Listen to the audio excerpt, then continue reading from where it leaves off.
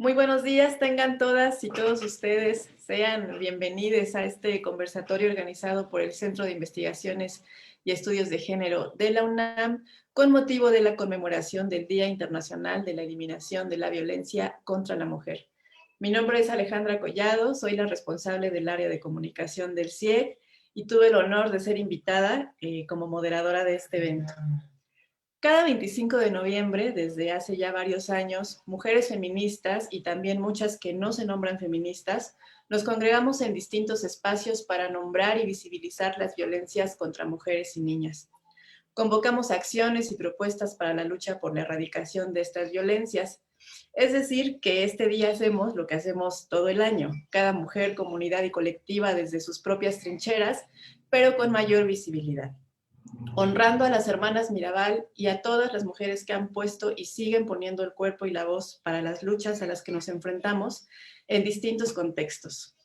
El contexto, por cierto, también nos convoca de una manera y en un espacio en particular.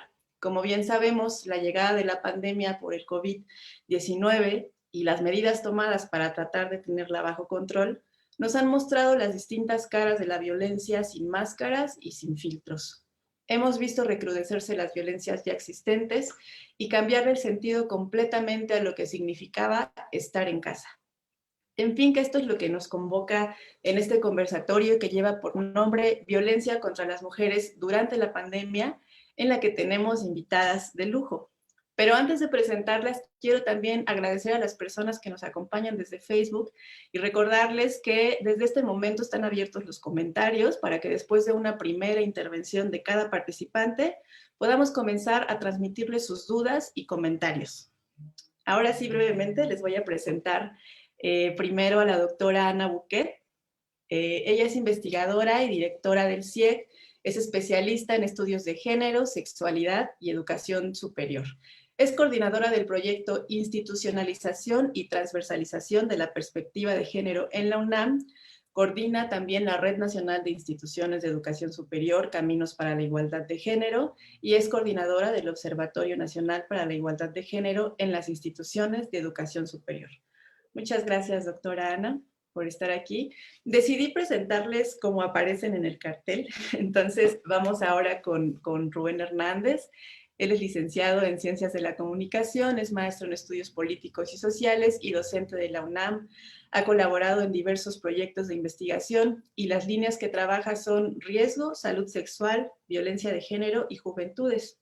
Estuvo a cargo de la Secretaría de Igualdad de Género del CIEG del 2017 a 2020. Actualmente es responsable de la Dirección de Inclusión y Prácticas Comunitarias de la Coordinación para la Igualdad de Género de la UNAM. Muchas gracias, Rubén, por estar aquí. Saludo con gusto también a la doctora Araceli Mingo. Ella es investigadora titular B del Instituto de Investigaciones sobre la Universidad y la Educación. Es docente del Colegio de Pedagogía de la Facultad de Filosofía y Letras de la UNAM. Sus líneas de investigación son relaciones de género en las instituciones educativas. Muchas gracias, doctora, por estar aquí. Me da también mucho gusto darle la bienvenida a la doctora Hortensia Moreno, investigadora del CIEG, es directora de la revista Debate Feminista, profesora universitaria desde 1975 y profesora ahora también en el posgrado de Ciencias Políticas y Sociales. La doctora Moreno ha publicado novelas, cuentos, libros para las infancias, reportajes, ensayos y pues mucha investigación. Sus líneas, las líneas que trabaja son género, sexualidad, literatura, cuerpo y deporte y educación superior. Muchas gracias, doctora Hortensia. Y para terminar con las presentaciones, le doy la bienvenida también a la licenciada Edith Ortiz, economista, es especialista en el género de la economía por la Facultad de Economía de la UNAM. Ha participado también en diversos proyectos de investigación del CIEG, algunos de ellos el micrositio universitario Tendencias de Género, el Observatorio Nacional para la Igualdad de Género de las instituciones de educación superior, los boletines estadísticos de la serie Números y Géneros y el micrositio COVID y Género del CIEG, el cual es un tema nuclear en este conversatorio. Muchas gracias, Edith. Entonces, de la misma manera, en este mismo orden en el que les fui presentando, así también vamos a ir escuchando sus participaciones, si les parece bien. Les recuerdo que cada participación va a durar entre 7 y máximo 10 minutos, para que después de esta primera intervención podamos comenzar, ¿no? Con las respuestas para las preguntas de quienes nos estén acompañando en Facebook. Entonces, vamos a dar comienzo y vamos a escuchar a la doctora Ana Buquet. Adelante y bienvenida. Muchas gracias, Ale Collado, por la presentación, por moderar esta mesa. Muy buenos días a todas y a todos. Gracias a las personas que nos están acompañando en esta actividad. Como dijo nuestra colega Ale, hoy conmemoramos el Día Internacional de la Eliminación de la Violencia contra las Mujeres. Una conmemoración que se lleva a cabo todos los años, porque hasta la fecha no se ha podido erradicar un fenómeno tan grave como es la violencia contra las mujeres, que incluye una gama enorme de comportamientos terribles por parte de los hombres hacia las mujeres, que va desde el acoso en las calles hasta el terrible feminicidio, ¿no? Un fenómeno incomprensible que es el asesinato de las mujeres por el hecho de ser mujeres. Y en este año 2020, la violencia contra las mujeres se ha incrementado prácticamente en todos los países del mundo. Y la causa principal es el confinamiento en los hogares, medida principal para contener la pandemia de COVID-19.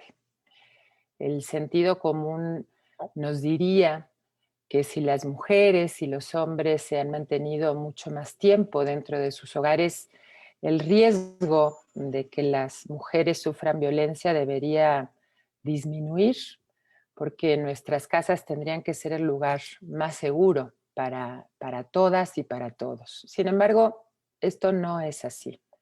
La pandemia nos ha mostrado una realidad que permanece oculta bajo el velo de la vida familiar, de las relaciones íntimas y de supuestos problemas personales. Pero estos no son problemas personales, es un problema de carácter estructural que hay que atender desde todas las vertientes posibles. La convivencia forzada que produce la medida del confinamiento ha exacerbado este problema que, insisto, no es individual, no es personal, ni es familiar, es un problema también, como el COVID, es un problema de salud pública que, bueno, en este caso no es provocado por una enfermedad infecciosa, sino por una enfermedad de nuestra cultura, una enfermedad que se llama machismo, y que produce en nuestro país más de 300,000 llamadas de emergencia al trimestre, alrededor de 20,000 denuncias al mes, miles de mujeres en refugios, miles de asesinatos de mujeres, algunos no son catalogados como feminicidios. Y bueno, y sabemos además que todas estas cifras son una aproximación porque hay un enorme subregistro de la violencia contra las mujeres, bajas denuncias, etcétera. Y por otro lado, podemos ver que México es un país que cuenta con leyes, ¿no? Por ejemplo, la Ley General de Acceso de las Mujeres a una vida libre de violencia, que cuenta con estructuras gubernamentales como el INMujeres, la CONAVIM, los centros de justicias para las mujeres, entre muchas otras. Y sin embargo, la violencia contra las mujeres no para. Y yo me pregunto por qué el gobierno de México no actúa con la misma decisión y la presencia que ha tenido frente al COVID ante este panorama desolador de violencia contra las mujeres en México. Desde el CIEG trabajamos para hacer visible este terrible fenómeno y por eso hemos construido el micrositio COVID-19 y Género.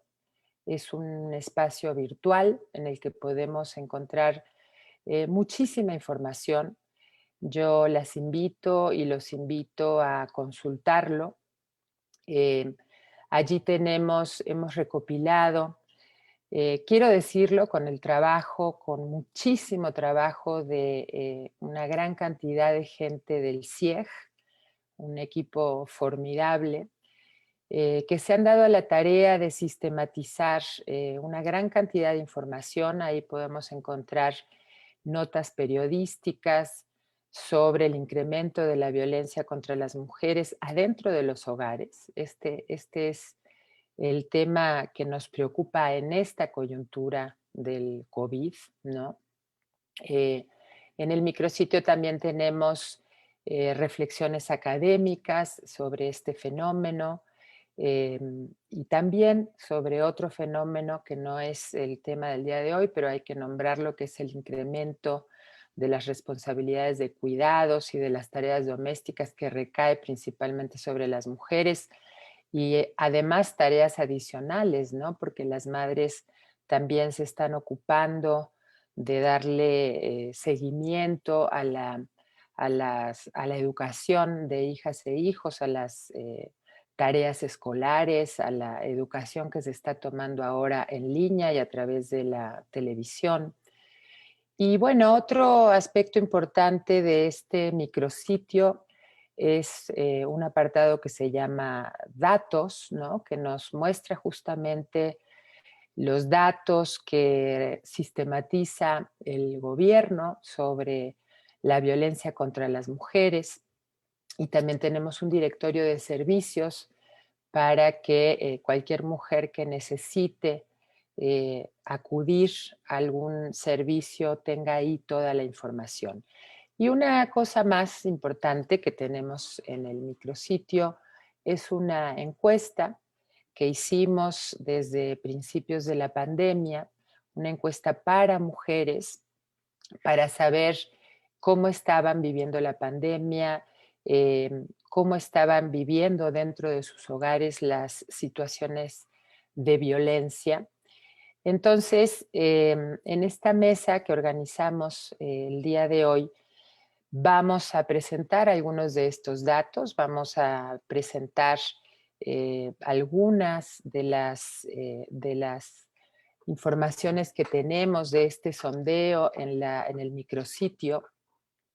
Y también aprovechamos este encuentro, este conversatorio, para poder presentarles también información sobre la violencia de género en la UNAM.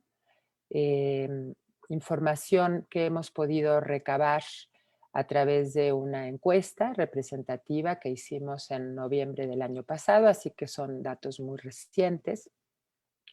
Entonces, sin más, yo le voy a ceder la palabra a mis colegas, que son quienes van a presentarnos toda esta información y nuevamente darles las gracias a todas las personas que están siguiendo esta mesa, este diálogo para hablar sobre la violencia contra las mujeres en la pandemia. Muchas gracias.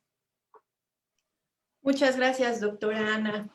Efectivamente, pueden acceder a nuestro sitio, al micrositio de COVID y género, desde el sitio del CIEC, que es ciec.unam.mx, por si quieren darse una vuelta al finalizar este conversatorio. Y para darle seguimiento a lo que nos estaba comentando la doctora Ana, vamos a escuchar ahora a la licenciada Edith, que nos va a dar más detalle acerca del trabajo que han realizado en el equipo de investigación. Adelante, licenciada Edith.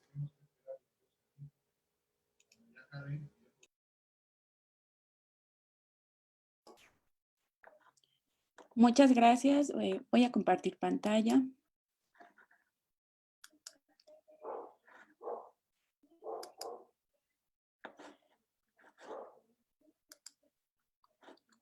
Bien. Buenos días a todas las personas que nos acompañan el día de hoy. Les voy a presentar algunos de los datos que obtuvimos de la encuesta Efectos del Quédate en casa en la vida de las mujeres, violencia durante la pandemia. Bueno, este sondeo tuvo como objetivo conocer algunos de los efectos que tuvo la recomendación Quédate en casa durante la pandemia del COVID-19 en la experiencia de las mujeres respecto a la violencia. Hay que tener algunas consideraciones sobre este ejercicio. Como bien mencionó la doctora Ana, la encuesta estuvo alojada en línea y utilizamos de herramienta el formulario de Google. El periodo en el que se aplicó fue de abril a junio de 2020 y la difusión fue a través de redes sociales. Debido a las estructuras del formulario, no fue posible trabajar algunas respuestas de manera individual, pero rescatamos muchos datos valiosos. Bien, las mujeres que contestaron fueron 22,657. De ellas, 3,023, es decir, el 13,3%, dijeron que sí habían vivido violencia durante la cuarentena. Entonces, los resultados que les voy a presentar se basan únicamente en estas 3,023 mujeres que nos platicaron sus experiencias. Hicimos un perfil para ubicar de qué mujeres estamos hablando. Por ejemplo, en la orientación sexual, el 85% de las mujeres dijo ser heterosexual, seguido del 8,8% que dijo ser bisexual y el 2,2% homosexual. En la ocupación principal, ubicamos el trabajo como una de las que tuvo mayor frecuencia. Por ejemplo, el 46,5% se ubicó aquí, seguido del 19,3% que dijo como ocupación principal los estudios. Después el 17,3% dijo que estudiaba y trabajaba y el 10,9% dijo que se dedica a su hogar. En cuanto al nivel de estudios, el 79% de las mujeres dijo que tiene estudios superiores, es decir, licenciaturas y posgrados, seguido del 18,9% que fue bachillerato y carreras técnicas. Se les preguntó si estudiaban o trabajaban en la UNAM, esto para medir un poco el alcance de la encuesta, y el 68% de las mujeres dijo que no pertenece a la comunidad de la UNAM. En cuanto a los rangos de edad, el 27,4% se encuentra entre 20 y 29 años y seguido de 30 a 49 años, que es aproximadamente el 22%. La edad promedio de estas mujeres es de 37 años. También se les preguntó si se consideraban feministas y el 56% dijo que sí. Se les preguntó si trabajaban o estudiaban desde su casa, en lo cual la mayoría dijo que sí. Esto es un 66,5%. También se les preguntó si estaban quedándose en su casa durante este periodo y el 17,1% dijo que sí todo el tiempo y el 66,2% dijo que la mayor parte del tiempo y únicamente estaba saliendo a hacer compras. Para medir si estaban conviviendo con más personas en su casa, se les preguntó si había otras personas quedándose con ellas y el 94% dijo que sí. Bien, ahora vamos a pasar a los resultados. Según el tipo de violencia, en este ejercicio analizamos las violencias individualmente. Por ejemplo, en la violencia psicológica o emocional, 2,769 mujeres dijeron que sí la habían vivido. Esto es un 91,6%. En cuanto a la violencia sexual, 358 mujeres dijeron que sí la habían vivido. Esto es un 11,8%. Y en la violencia física, tenemos la respuesta afirmativa de 482 mujeres. Es un 15,9%. Pero también nos dimos cuenta de que no era únicamente importante analizar las violencias individualmente. También teníamos que ver qué tipo de situaciones y combinaciones de violencia pudieron haber vivido. Y los resultados que obtuvimos fueron estos. Quien vivió violencia física y violencia sexual fueron 57 mujeres. También hubo quien vivió violencia sexual y violencia psicológica al mismo tiempo. fueron 192 mujeres.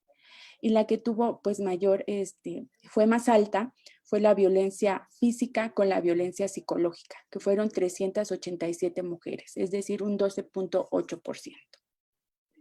De la misma manera, hubo mujeres que vivieron los 3 tipos de violencia en este periodo: la violencia sexual, la violencia física y la psicológica. Ellas fueron 50 mujeres. Con estos datos, pues podemos decir que de las 3.023 mujeres que vivieron violencia durante la cuarentena, 686 vivió más de un tipo.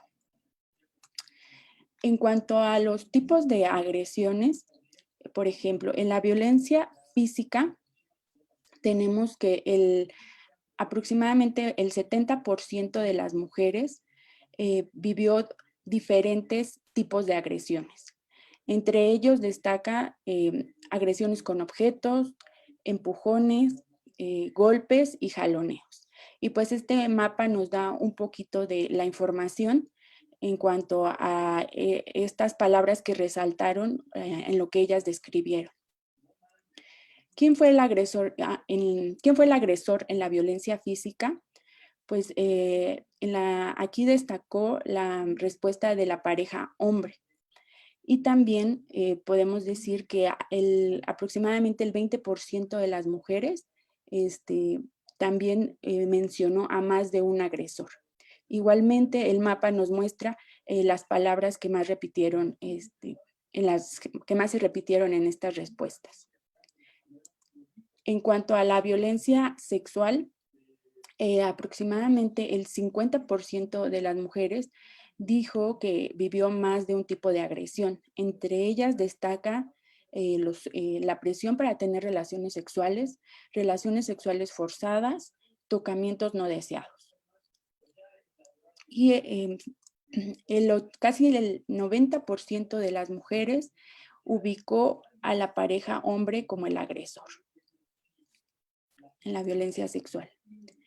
Bien, por último, tenemos la violencia psicológica, en cuanto a que el 75% de las mujeres también vivió varios tipos de agresiones. Y van a resaltar las amenazas, los chantajes, gritos, insultos y maltratos. Aquí el mapa nos resalta pues estas tipos de agresiones que se mencionaron. Y de igual manera, pues en la violencia psicológica, el 44.1% de las mujeres, que fue el mayor porcentaje, pues ubicó al agresor como pues su pareja hombre. Y el 25.5% de las mujeres, pues ubicó a más de un agresor. Bien, pues estos son algunos resultados que obtuvimos en esta encuesta, y pues no me queda más que agradecer a todas las mujeres que invirtieron su tiempo para poder contestar la encuesta, y también pues que plasmaron las vivencias que estuvieron presentes en la cuarentena, y que nos ayudaron mucho a obtener estos datos. Muchas gracias. Muchas gracias, licenciada Ortiz, por el desglose de estos datos tan importantes. Ahora es momento de escuchar las reflexiones de la doctora Hortensia Moreno al respecto.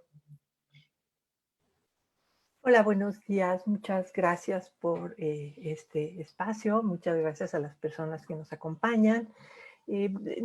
Una de las partes de este conversatorio es la intención que tenemos de presentar el proyecto de investigación en que estamos ahora involucradas, que no se refiere específicamente a la violencia de género, pero que tiene desde luego un renglón que la trata de entender.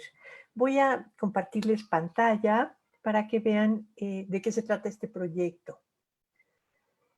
Entonces, les quiero contar que en el año pasado llevamos a cabo esta encuesta sobre condiciones de igualdad y equidad de género en la UNAM. Se trata de un proyecto universitario que quiere abarcar pues a toda la comunidad universitaria y que tiene una pregunta principal, que es esa, la de cómo está la igualdad o la desigualdad de género en la universidad. Entonces, desde luego se trata de un trabajo muy profesionalizado que estuvo a cabo de una empresa que se llama Suazor Consultores y que es la empresa que el Centro de Investigaciones y Estudios de Género, auspiciado por la Comisión Especial de Equidad de Género del Consejo Universitario, gestionó para que llevara a cabo este trabajo. La elaboración del instrumento es parte del trabajo que estamos llevando a cabo de investigación como equipo, la doctora Ana Buquet, la doctora Araceli Mingo, el maestro Rubén Hernández, la maestra Edith Ortiz y una servidora Hortensia Moreno. Somos un equipo de trabajo que lleva ya varios años investigando de qué se tratan las condiciones de las mujeres y las relaciones de género en la Universidad Nacional Autónoma de México. Desde luego este proyecto fue financiado por la Administración Central de la UNAM y el levantamiento se llevó a cabo del 9 de septiembre al 25 de noviembre del año pasado.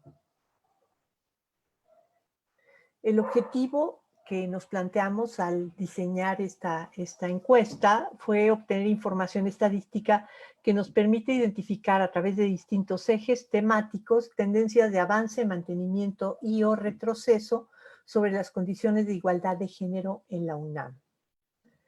Desde luego, pues, voy a insistir en que la encuesta no se dedica exclusivamente a investigar acerca de la violencia de género, porque entendemos que el problema de la violencia está imbricado en el conjunto del fenómeno que denominamos de manera muy general la desigualdad de género. Entonces, abordamos en esta encuesta otros temas. Nuestros ejes temáticos son 5 y son estos que estamos presentando: uso del tiempo, ambiente institucional, violencia de género, discriminación por motivos de género y trayectorias académicas y profesionales. Hicimos un trabajo de muestreo que nos permite afirmar que los resultados de esta encuesta son representativos de los problemas que se viven en la universidad en términos de igualdad de género.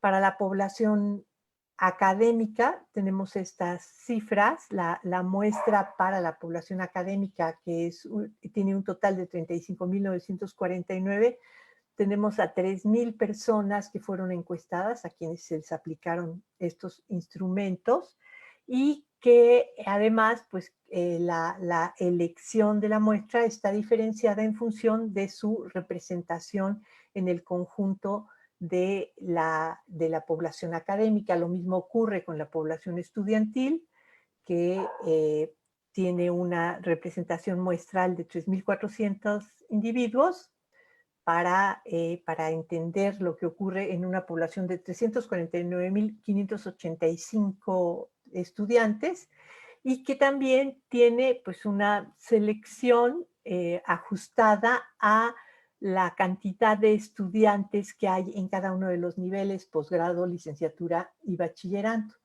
Lo mismo hicimos con la población administrativa y tenemos una representación de 2,000 individuos para entender lo que ocurre también en esta población de 32,552 personas, también con un ajuste que tiene que ver con la cantidad de personas que están como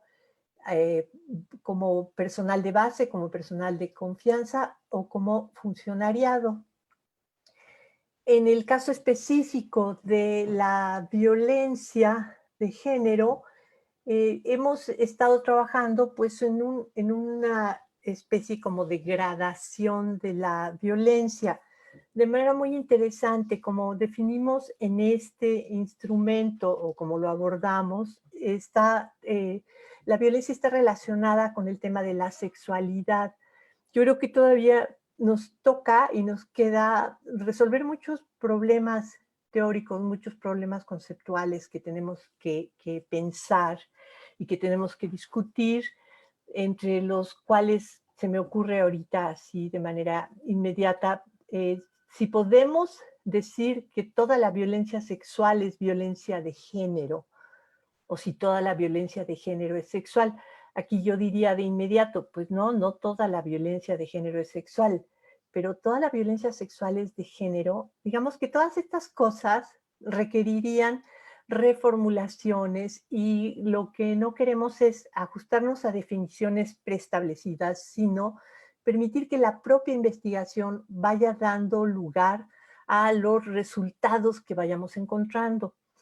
En el instrumento que aplicamos a las 3 poblaciones, hicimos esta pregunta que tiene que ver con 13 conductas diferenciadas que están graduadas, digamos, de la más leve a la más grave, y que lo que permiten es ver de qué forma hay una percepción y una tolerancia o una falta de tolerancia a conductas que en muchos casos hemos vivido culturalmente como conductas muy naturalizadas y que desde luego tienen una presencia en los espacios universitarios que desde luego permiten entender por qué en los últimos meses, yo diría, en lo que ha ocurrido del año pasado al año presente,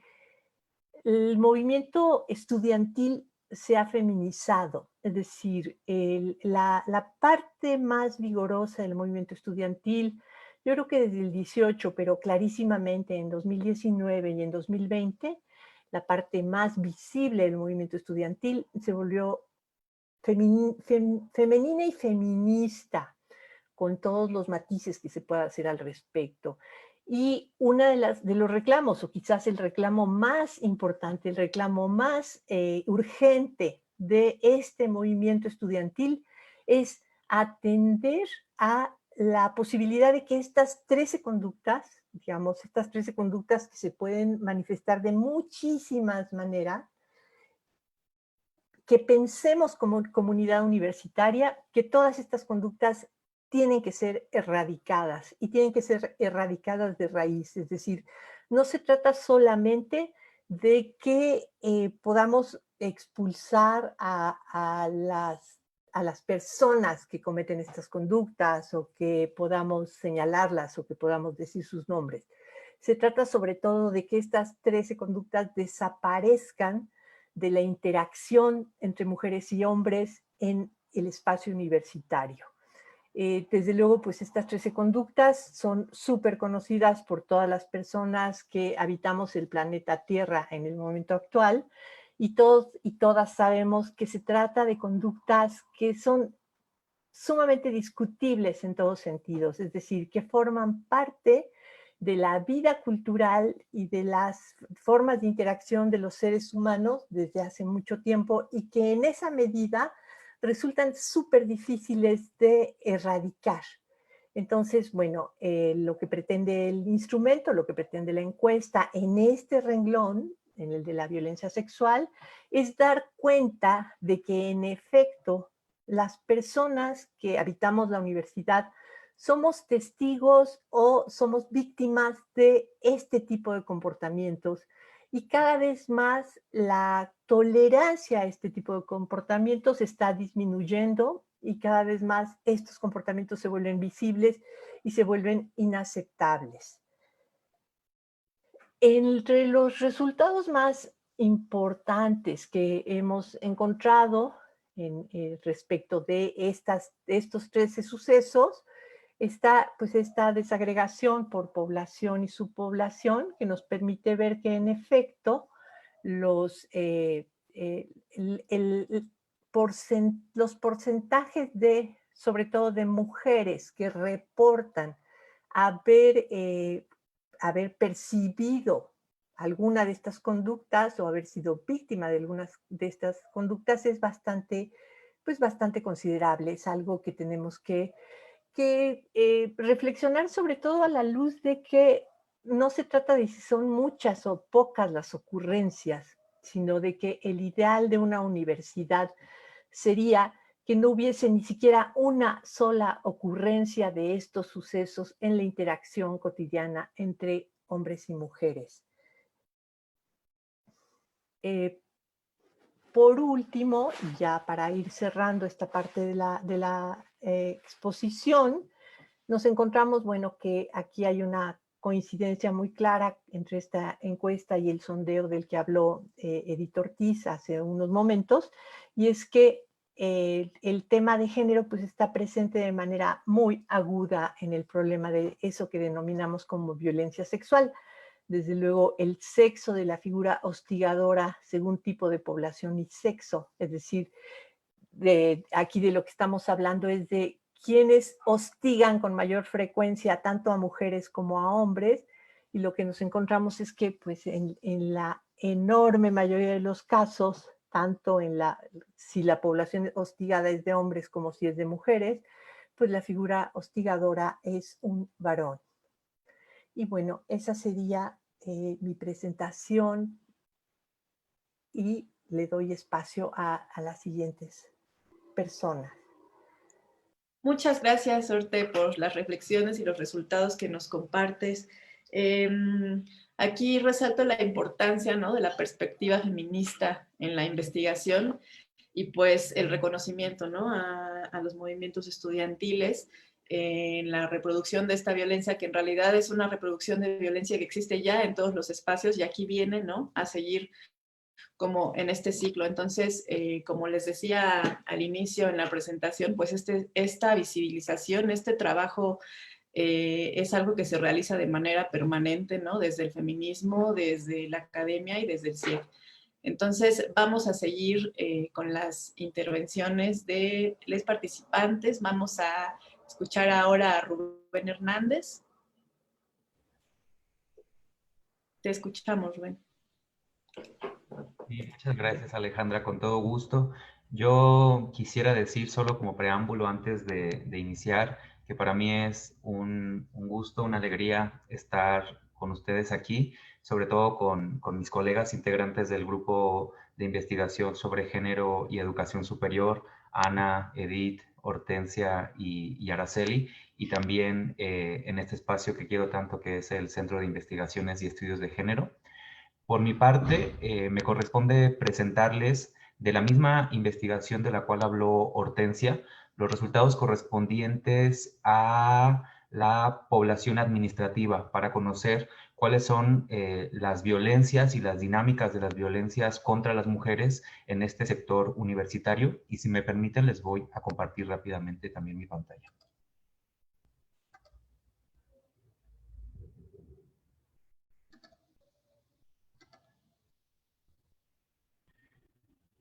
Muy bien. Entonces, como Hortensia ya les comentaba hace un momento, nuestra investigación no solo es representativa de la universidad en su conjunto, sino también de cada uno de los sectores que integran a nuestra universidad.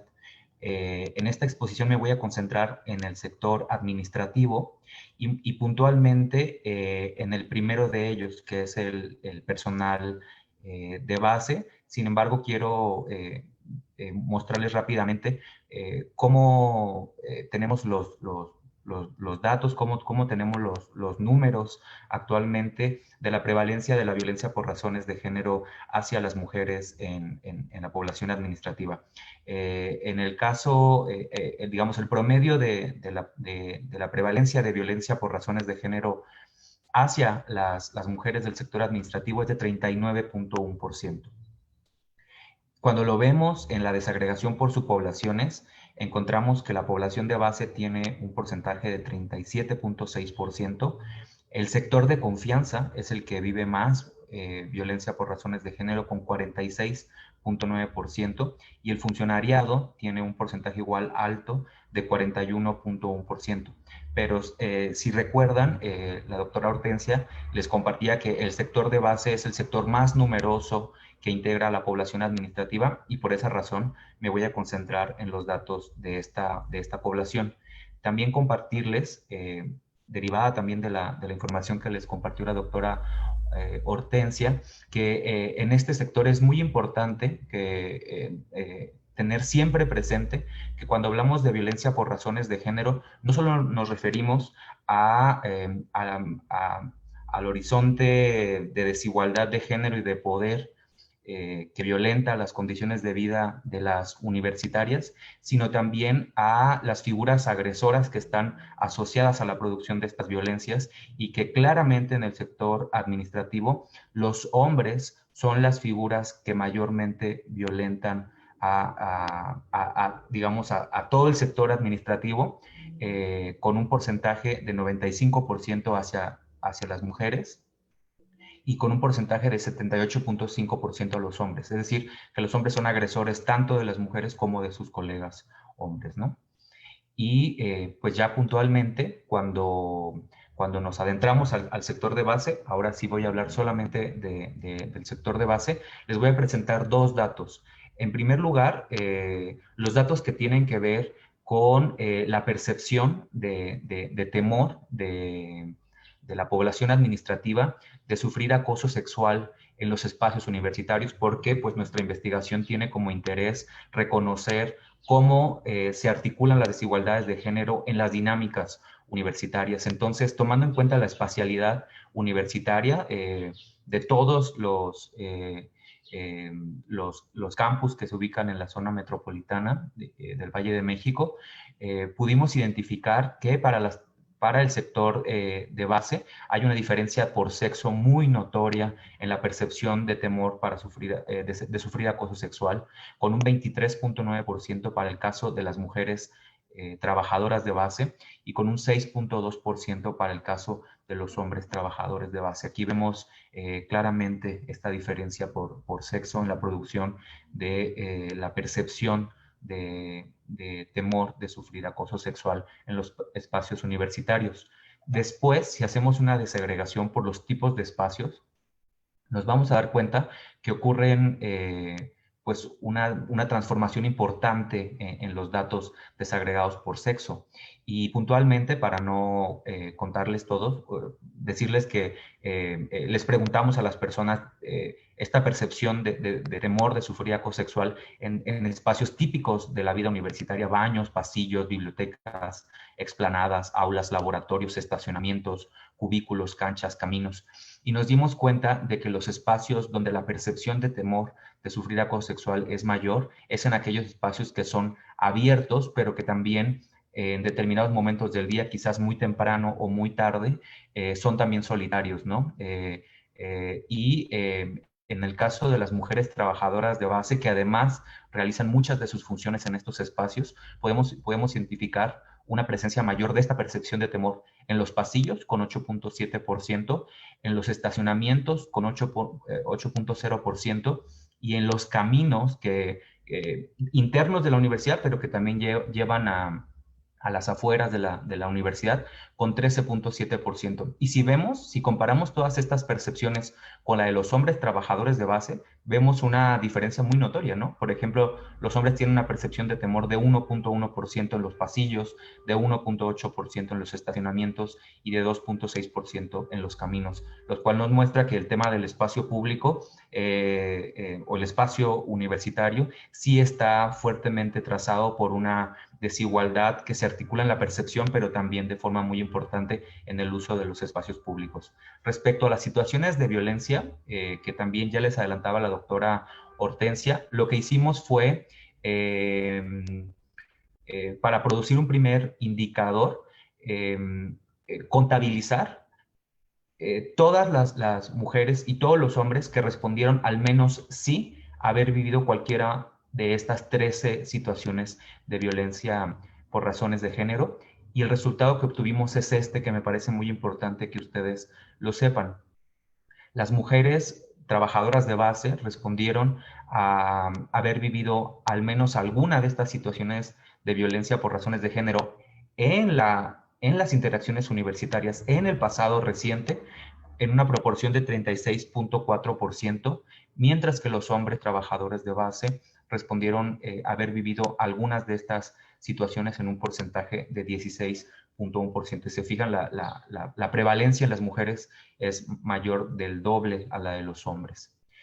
Y bueno, después cuando nos preguntamos cómo se distribuyen estos dos porcentajes, pues lo que hicimos fue ver en qué actos de violencia de género se concentran la mayor prevalencia de respuestas afirmativas por parte de las mujeres o de los hombres de haber vivido estas situaciones de violencia por razones de género, ¿no? Y nos dimos cuenta que se concentran fuertemente en las primeras tres: comentarios, miradas y bromas, con un porcentaje para las mujeres de 19.9% en los comentarios, de 24.3% en las miradas y de 13.5% en las bromas. Decirles aquí que estas respuestas no son excluyentes, así que una mujer, como ya se los presentaba también la maestra Edith en el caso de la encuesta sobre violencia durante la pandemia, pues una misma mujer puede vivir más de una forma de violencia por razones de género, ¿no? Y cuando nos concentramos en la primera pregunta, la de si las personas han recibido comentarios o exclamaciones con contenido sexual que desagradan o humillan en algún espacio universitario, porque cuidamos mucho que siempre estuviera contextualizado en la convivencia universitaria, nos dimos cuenta otra vez de estas desigualdades notorias. Mientras que los hombres responden 5.5%, las mujeres, recordemos, trabajadoras de base, responden prácticamente 20%, ¿no? Y eso nos hace ver, pues, otra vez las diferencias en la producción de la violencia por razones de género en el caso de las universitarias trabajadoras de base. Y también cuando preguntamos quién fue, porque como les decíamos, esto es muy importante para el estudio de las violencias por razones de género, nos damos cuenta de que la figura que más produce estos actos que constituyen violencia de género son los trabajadores hombres, bueno, tanto a sus colegas hombres, pero sobre todo significativamente a sus colegas mujeres, con un porcentaje de 14.5, ¿no? Y esto nos da para reflexionar las siguientes 5 cosas que yo solo las enuncio y con esto cierro mi intervención. En primer lugar, los datos nos ayudan a pensar cómo es el ambiente laboral de las mujeres en las universidades, en nuestra universidad en concreto, cómo son las relaciones con los hombres, con los pares, con los trabajadores, con los que cotidianamente se convive, cómo son las relaciones de suprasubordinación laboral, es decir, las relaciones laborales que se tejen con superiores jerárquicos, como puede ser un jefe, un director, alguien que tiene una relación de poder institucional respecto a las trabajadoras. También la pregunta de si las violencias que son parte de las interacciones sexistas, que se consideran violencias de menor intensidad, son las más frecuentes. Entonces, no se trata también de violencias relevantes que determinan las condiciones de igualdad en que viven las trabajadoras universitarias. La reflexión es esta. Sabemos que hay violencias de mayor intensidad que se presentan menos, pero las violencias de menor intensidad se presentan más frecuentemente y no necesariamente solamente una vez en la vida, sino incluso varias veces, inclusive en una misma semana o en un mismo día. Entonces, eso nos ayuda a pensar cuáles son nuestros criterios para determinar que una violencia es grave o relevante, ¿no? Y por último, también señalar que la violencia de género no solo daña a las mujeres universitarias en sus cuerpos, en sus vidas, en sus experiencias, sino que viola también otros derechos humanos, como el derecho al uso de los espacios públicos, como lo vimos en los resultados. Y pues con esto yo termino mi intervención y les doy muchas gracias.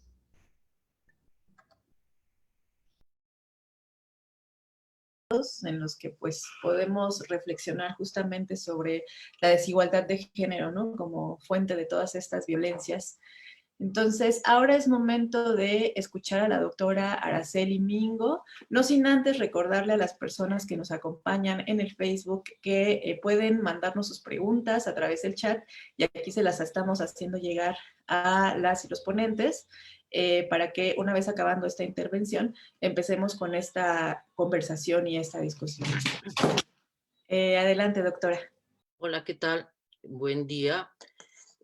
Bueno, a mí me toca tratar los datos, o sea, presentar los datos que hemos obtenido en la población estudiantil y de las 3 subpoblaciones estudiadas, es decir, la población de bachillerato, la población de licenciatura y la población de posgrado.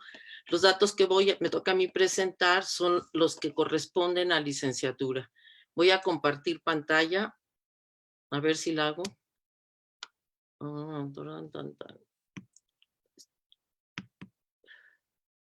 Sí, ¿verdad?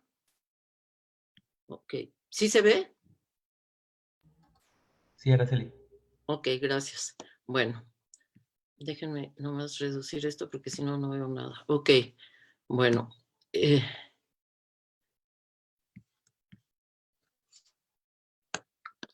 Tal como presentó ahorita en este momento Rubén y a lo que aludió también Hortensia, nosotros buscamos distintas formas de medir. Por un lado, tal cual la violencia sexual, que es de lo que han venido hablando mis colegas, a través de 13 comportamientos concretos, pero no es la única forma que buscamos para acercarnos a las manifestaciones de la violencia, sino que también consideramos, como lo veremos un poquito más adelante, tanto la parte del ambiente como lo relativo a los espacios de ocurrencia de estas conductas. Y nos dieron estos datos en términos de la población de licenciatura.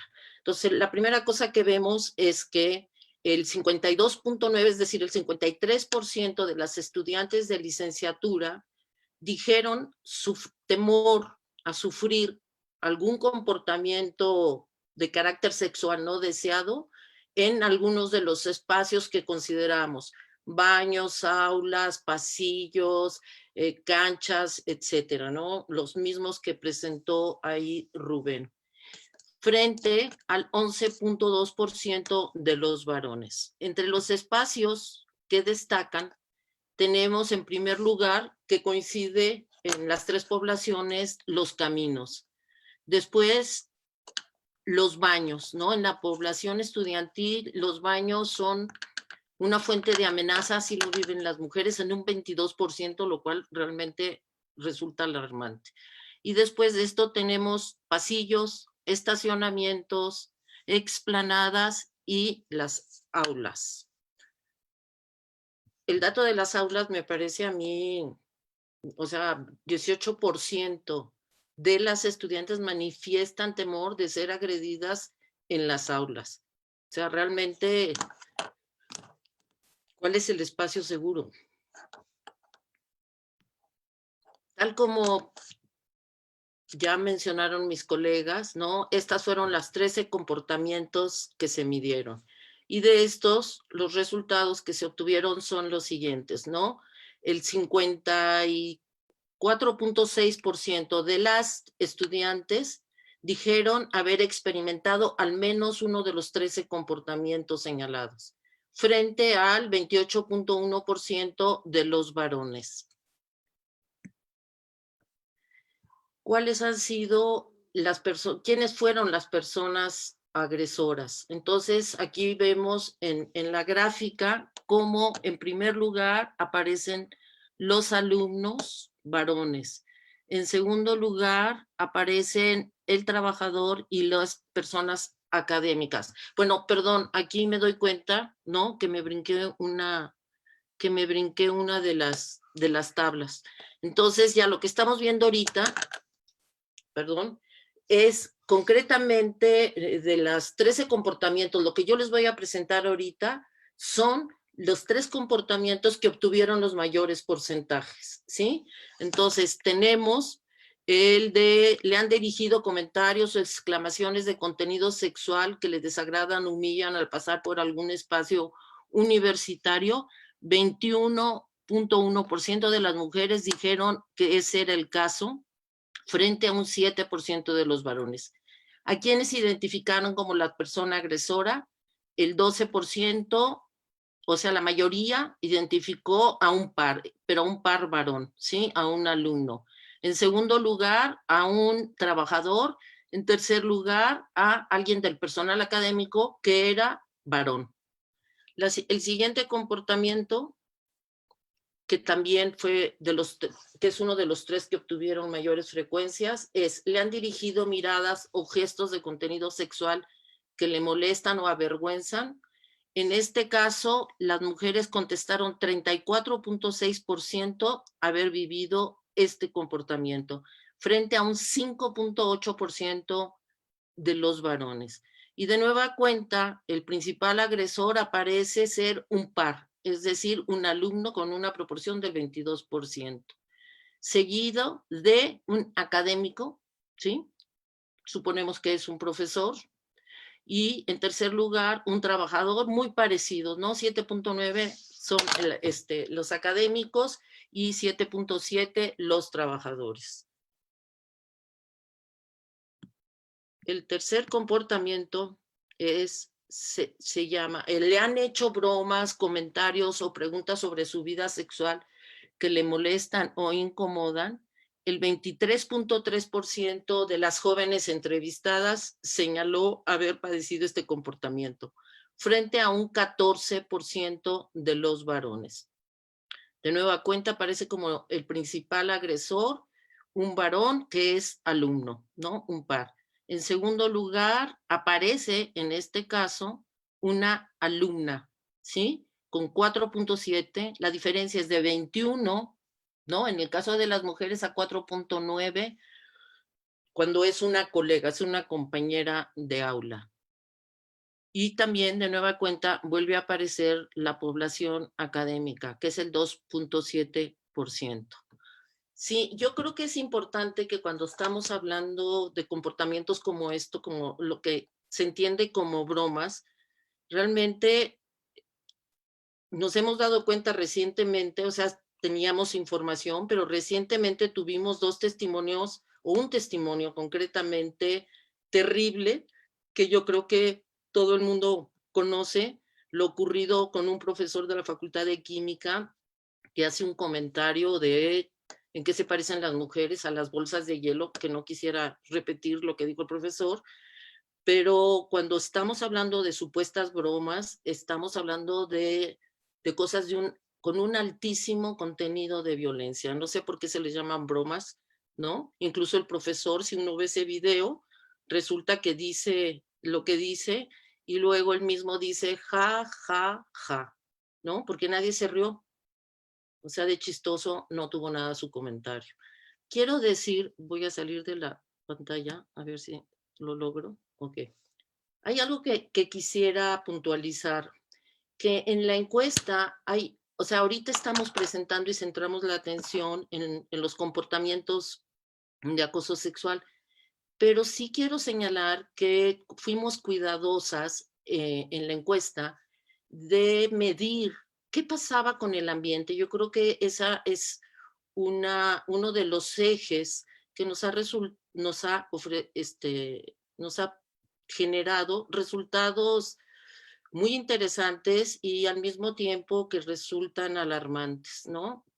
Que tiene que ver con un conjunto de comentarios que se hacen, que se registran en la cotidianidad de la vida universitaria, en donde se ve cómo hay un menosprecio o un desprecio, ¿no?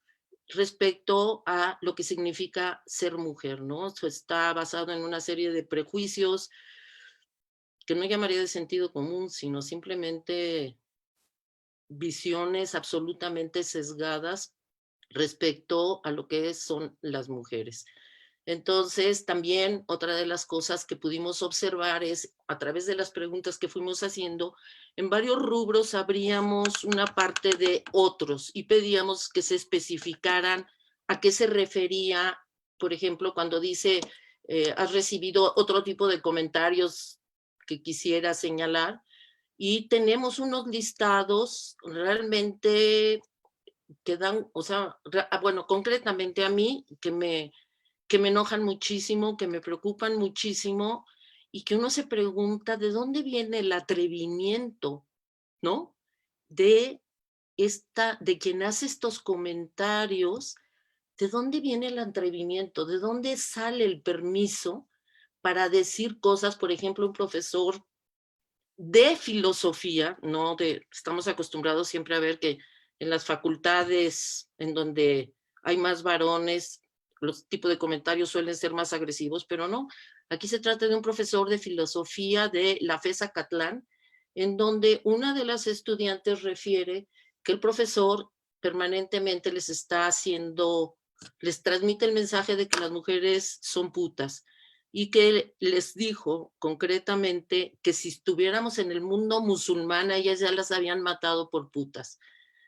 Y la pregunta es, ¿qué está detrás de un ser humano que puede darse el atrevimiento de hacer un comentario con semejante contenido? Son el tipo de preguntas, ¿no?, que desde hace mucho tiempo nos están dando run run en la cabeza y que discutimos continuamente, pero bueno, ya no quiero abundar, simplemente quiero señalar que si bien ahorita centramos la atención en lo correspondiente al acoso sexual, la parte, el eje relativo ambiente también da resultados muy interesantes, ¿sí? En términos de identificación de la forma en que el ambiente puede ser francamente muy hostil para las universitarias. Bueno, pues por el momento yo no tengo nada que decir. Agradezco su atención. Muchas gracias, doctora Araceli. Fue una participación también que nos deja muchas reflexiones, que pone temas a discusión. Aquí lo que podemos ver en general con lo que han compartido cada una de nuestras ponentes, pues es que justamente estamos hablando de estos dos espacios en los que en teoría tendríamos que estar o sentirnos a salvo, y está sucediendo como todo lo contrario, ¿no? Entonces, es momento de abrir la discusión, de que empecemos a leer las preguntas, los comentarios que vienen por acá. Les voy a pedir, por favor, que prendan su cámara para que podamos vernos todas y todos. Y vamos a comenzar leyendo algunos de los comentarios que han dejado a través de nuestras redes sociales. Por ejemplo, Joana Rodríguez felicita el trabajo de la doctora Hortensia. Ella considera que sería interesante replicar este trabajo en la Universidad de Los Llanos, del departamento de Meta Colombia. Y tenemos un par de preguntas. ¿Les parece si yo yo aquí se las digo y me dicen quién puede intervenir para responder estas preguntas? Tenemos primero aquí a Carlos Pacheco, que nos pregunta, ¿en qué sitio puedo encontrar las investigaciones completas? ¿Los instrumentos utilizados están disponibles al público? Esa es por un lado. Luego tenemos a Armando Vallarta Martínez, que nos comenta que todas las violencias, sin importar su intensidad, son graves. Por tanto, si no fuera así, ¿cuáles serían los parámetros para determinar la violencia como regular o de intensidad? ¿No? También a ver ahí quién puede abordar esa pregunta. Y por aquí, Danae Telles también, respecto a lo que nos comenta la doctora Araceli, ¿no? Dice que también a diario nos encontramos con este tipo de chistes o de bromas y solo a ellos se les hace divertido. Entonces, ¿qué les parece si abordamos estas dos primeras preguntas? No sé quién quiera comenzar. Podemos empezar con la de en qué sitios se pueden encontrar las investigaciones y si están abiertos al público estos instrumentos. A ver, muy rápidamente, todas las investigaciones que hemos realizado sobre género y educación superior a partir del proyecto de institucionalización y transversalización de la perspectiva de género en la UNAM están disponibles de manera gratuita al público en la página del CIEG. Entonces ustedes entran a la página www.cieg.unam.mx y allí buscan en publicaciones o buscan en igualdad, ¿no? O sea, díganme, Rubén, Ana, por favor, exactamente en dónde están, pero allí están todas las radiografías, es decir, toda la información estadística acerca de las relaciones de género en la UNAM desde 2006 hasta la fecha. Están el libro Intrusas en la Universidad, es decir, está una enorme cantidad de investigación que ya está publicada y que pueden bajar de allí.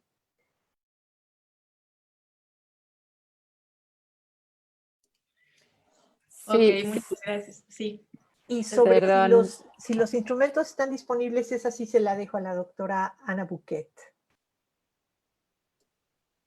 Sí, muchas gracias, Orte, muchas gracias, Ale. Efectivamente, toda esta información está disponible en el sitio del CIEG.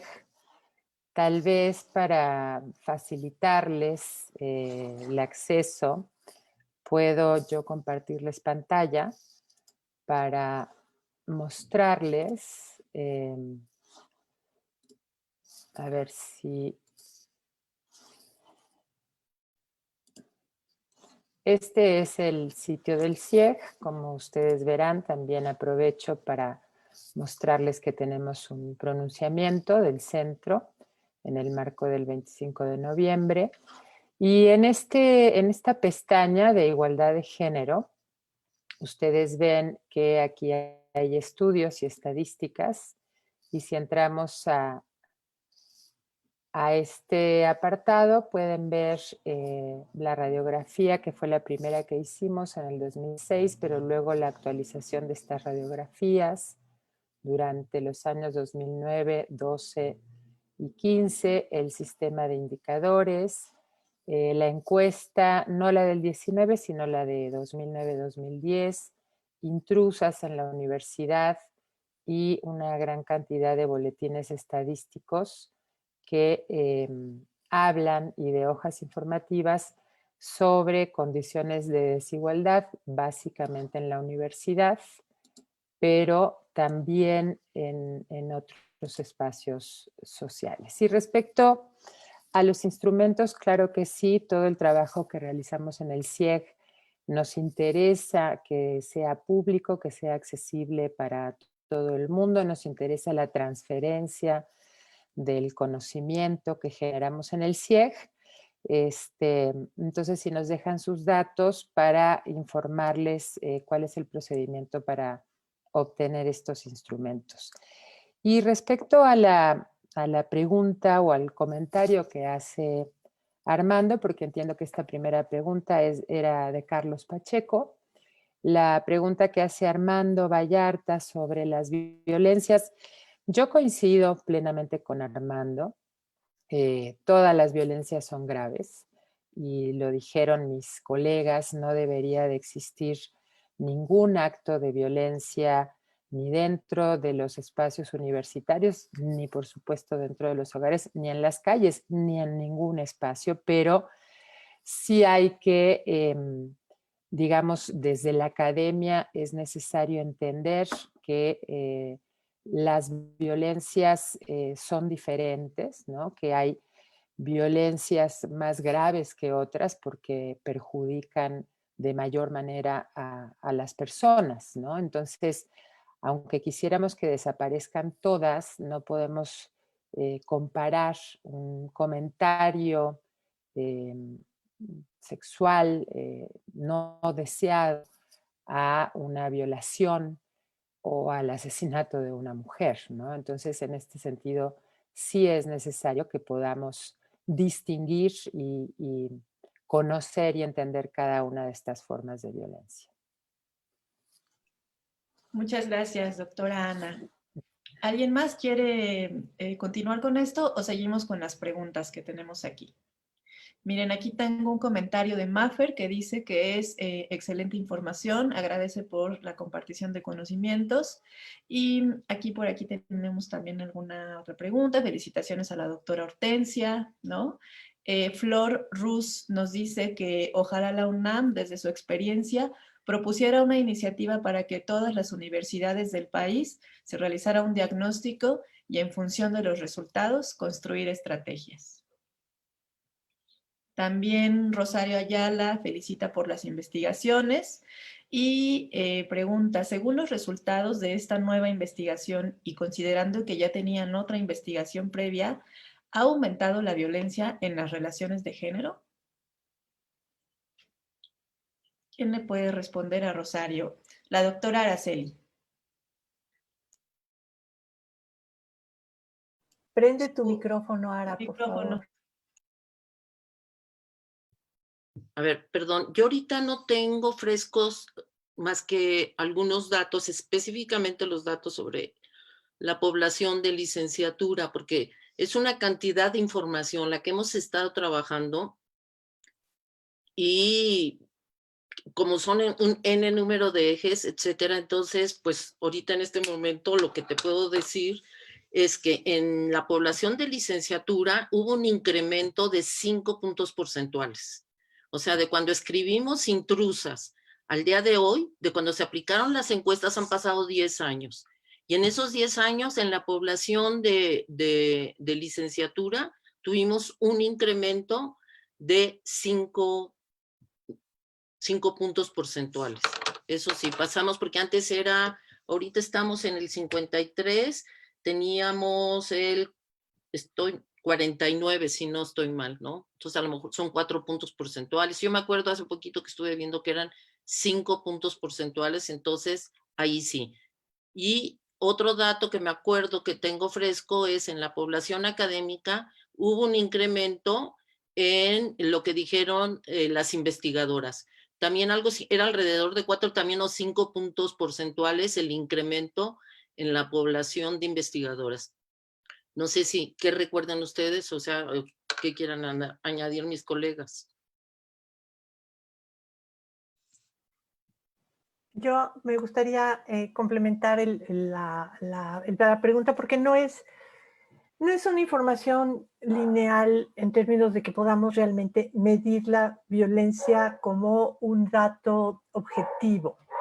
Estamos midiendo algo diferente que un dato objetivo. Estamos midiendo la percepción de la violencia. Entonces no podemos asegurar que la violencia haya aumentado o haya disminuido. Lo que sí podemos asegurar es que la tolerancia a la violencia en contra de las mujeres está disminuyendo. La tolerancia a la violencia de las mujeres a lo largo de todo el siglo XX se... Se apagó el micro, doctora Hortensia. Perdón. No sé ni a qué hora se me apagó. Decía yo, la violencia, la tolerancia a la violencia, es decir, la forma en que culturalmente juzgamos la violencia, ha tenido un proceso de disminución a partir, yo creo, sobre todo del cambio cultural que propugna el feminismo a lo largo de todo el siglo XX. La violencia se vuelve más visible. Actos que están completamente naturalizados, que se consideran parte de la interacción normal, de pronto se empiezan a desnaturalizar a partir de la crítica feminista. Y yo creo que los últimos 10 años han sido cruciales en la universidad, es decir, en los últimos 10 años ha habido cambios fundamentales en la universidad que también han afectado la cultura universitaria. Sobre todo han afectado la cultura universitaria de las mujeres que habitamos la universidad y que ahora estamos mucho menos dispuestas a tolerar, a soportar, a permitir o inclusive agradecer, ¿no?, los comentarios de los compañeros, de los profesores o de los trabajadores o de quienes estén alrededor nuestro. Yo creo que no es cauto decir aumentó o no aumentó la violencia porque no lo sabemos. Habría la probabilidad en que inclusive hubiera disminuido, pero no lo sabemos porque no tenemos los instrumentos de medición de la violencia. Lo que sí sabemos es que cada día más hay una reprobación social, sobre todo por parte de las mujeres, de actos que en ciertos momentos anteriores pues eran aceptados como normales y que no se veían como actos violentos, que no se calificaban como actos violentos. Entonces, tenemos que pensar la violencia también en su contexto cultural y en su contexto histórico, porque no se trata de un fenómeno objetivo como sería, ¿qué será? La presión atmosférica. La presión atmosférica sí se puede medir con instrumentos y es clarísimo que esos instrumentos nos van a dar un número muy claro, pero la violencia es un fenómeno cultural y los fenómenos culturales no se pueden medir cuantitativamente. Nuestros esfuerzos tienen que ver precisamente con un acercamiento a la información y tenemos que ser muy cuidadosas cuando decimos de qué estamos hablando. Y aquí de lo que estamos hablando es de la percepción de la violencia, por un lado, sobre todo en conductas que tienen ese nivel de gravedad que es el de que nos ponen a las mujeres en un lugar especial, que cualquier persona del sexo masculino se siente en el derecho de opinar acerca del cuerpo o de la belleza o de la sensualidad de una joven, y eso se consideraba pues, que era aceptable hace 50 años y ahora ya no lo consideramos aceptable. Entonces, digo, creo que son datos muy, muy difíciles de medir cuantitativamente y que tenemos que ser cautelosas. Y la otra cosa que también es muy importante decir en este momento es que estamos en el proceso de análisis de la información. No hemos terminado. La encuesta tiene unas proporciones inmensas y estamos tratando de revisar todos los datos para poder llegar a conclusiones que sean conclusiones científicas y no nos queremos adelantar. Muchas gracias, doctora Hortensia. Tenemos aquí a Yamilet Ugalde que hace dos preguntas. Por un lado, comenta, con los hallazgos encontrados hasta ahora, ¿qué aspectos o factores analizarían del ambiente universitario para responder la pregunta planteada sobre los permisos que facilitan expresiones violentas como las ejemplificadas por la doctora Mingo? Esa por un lado. Y después pregunta también, ¿este tipo de investigaciones realmente tienen una influencia positiva en las políticas institucionales de la UNAM o se presenta resistencia al cambio?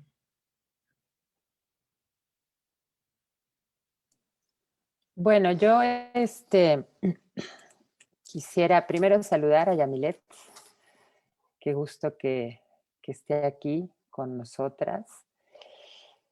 Yo quisiera plantear que todo el trabajo que hemos hecho desde el CIEG y en particular desde este grupo de investigación que llevamos muchos años trabajando, empezamos en el 2004, y que efectivamente hemos hecho una gran cantidad de investigaciones. O sea, la primera investigación sobre desigualdades de género en la UNAM fue publicada en el 2006 y de ahí hasta acá hemos seguido investigando y publicando una gran cantidad de cosas, que toda esta información efectivamente ha funcionado, ha servido para impulsar adentro de la UNAM una serie de políticas, de cambios normativos, de creación de estructuras.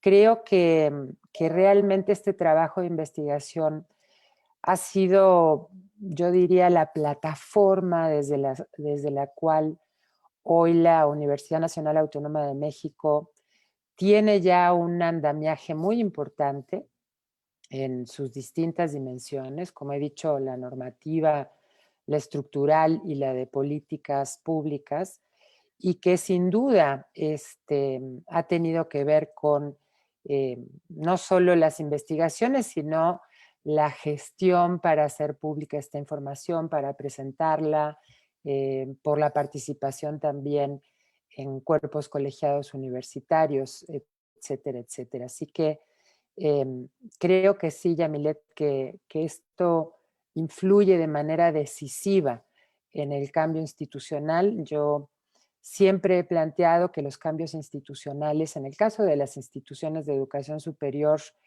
uno de los elementos fundamentales, prioritarios e iniciales también es conocer las desigualdades de género que existen dentro de estas comunidades. Y quisiera aprovechar para retomar una pregunta anterior que hablaba sobre la posibilidad de tener diagnósticos en todas las universidades del país, ¿no? Como se está haciendo desde la UNAM. Y comentarles que también desde el CIEG, también desde este grupo de investigación y desde en su momento la Secretaría de Igualdad de Género, que hoy ya no la tenemos en el CIEG, hemos promovido muchas cosas a nivel nacional. Y si me permiten, nuevamente les podría compartir algunas de estas cosas para que ustedes tengan estos elementos y los puedan revisar ustedes personalmente, pero una de las iniciativas que impulsamos fue el Observatorio Nacional para la Igualdad de Género en las Instituciones de Educación Superior. Aquí tienen ustedes la dirección. Nos da muchísima información, no me voy a detener en esto, pero ustedes pueden ver que aquí hay una gran cantidad de universidades del país.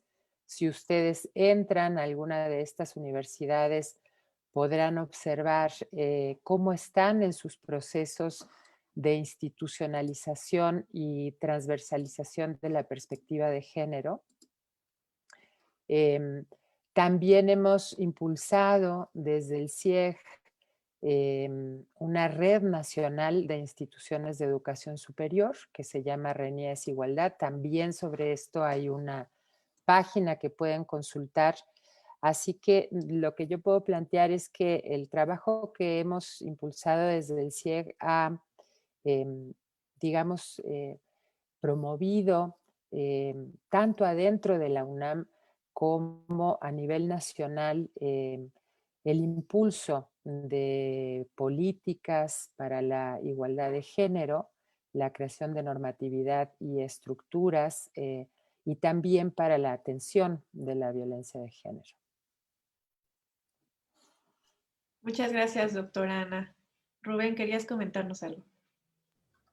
Sí, muchas gracias, Alejandra. También sumarme a lo que ha dicho la doctora Ana, algo muy breve que yo quiero decir, es que algo que yo observo es que en el caso de los resultados de estas investigaciones, además de aportar al diseño de política institucional, yo considero que ha habido un proceso de apropiación por parte de los grupos estudiantiles de mujeres organizadas y que eso también ha aportado muchísimo a la transformación de la universidad, porque cuando tenemos contacto con los pronunciamientos, con las protestas, con las demandas, lo que yo observo es que paulatinamente hay una conversación en términos de no solo de las demandas de los grupos organizados, sino también de la búsqueda de los grupos organizados de mujeres de que se cumpla la normatividad universitaria. O sea, ha habido un proceso muy fuerte, no solo de pensar la política institucional como algo que se emite desde las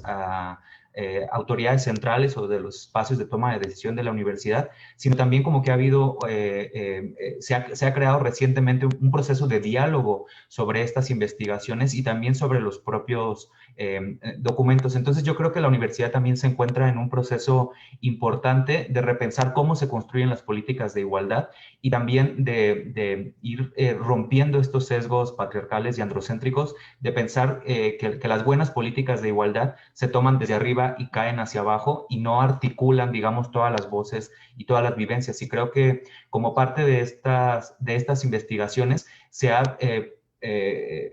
le ha dado un lugar protagónico también a la vivencia y a las condiciones de vida de la comunidad universitaria, porque ninguna política se puede diseñar imaginándose cómo es la realidad, sino que tiene que tomar en cuenta evidencias, ¿no? Y creo que aspirar a tener una política de igualdad de género con base en evidencias es el gran sueño de nuestra universidad, porque en la medida en que esté basada en evidencias, pues va a atender problemáticas particulares. Por eso un poquito nada más decir sobre esta pregunta que hacían sobre si hay que tomar como relevante los diferentes tipos de violencia y tomar en cuenta que no todas son idénticas, pues sí, sí es muy importante, porque para poder diseñar políticas a la medida tenemos que identificar que no todas las violencias son iguales, que no todos los agresores operan a partir de las mismas relaciones de poder, que no todas las violencias se producen en los mismos contextos ni tienen los mismos efectos sobre la vida universitaria, y por eso tenemos que diseñar no una política, sino una política de políticas muy encarzada a la reflexión y al trabajo que hacen los grupos organizados de nuestra universidad, que también han sido un motor transformador fundamental para que este 25 de noviembre sea tan visible este año. Muchas gracias, Rubén. Pues vamos a continuar aquí con las preguntas y comentarios. Fabiola Teresa Vargas nos dice que es muy interesante todo este trabajo de investigación colectiva, ¿no?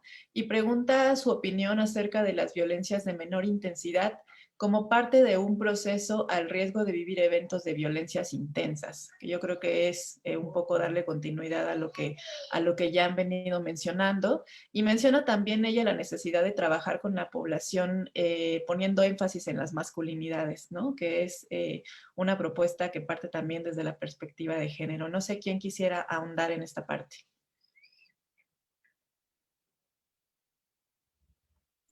Bueno, ok. Pasan. Hortensia. ¿Yo? Bueno, nos estamos arrebatando el micrófono. No, creo que el trabajo de género siempre es el trabajo sobre los hombres y las mujeres. No podemos descuidar uno de los aspectos de la ecuación. La desigualdad se establece de forma relacional y pues las relaciones de igualdad tienen también que estar pensadas de forma relacional.